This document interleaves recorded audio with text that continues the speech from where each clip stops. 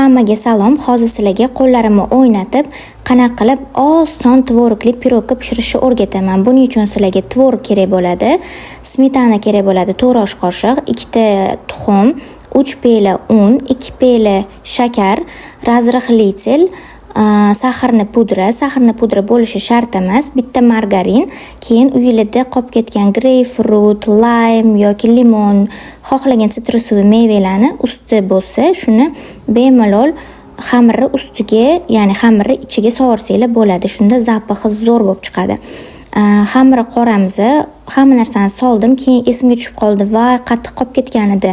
O'shani ham ishlatib yuborish kerak. Keyin bir pela qatiq ham xamirga qo'shib yuborganman. Undan ham zo'r chiqqan, yumshoqqina xamir bo'lib chiqadi. Keyin voila deb xamirni shunaqa idishga solib 7 minutga duxovkaga qo'yib yubordim. 180 gradusda qizib turgan duxovkaga.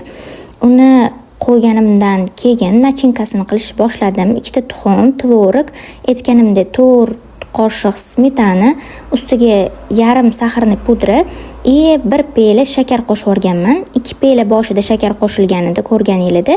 O'shandan 1 pelasi bu xamirni o'ziga bo'ladi, 1 pelasi nachinkasiga bo'ladi.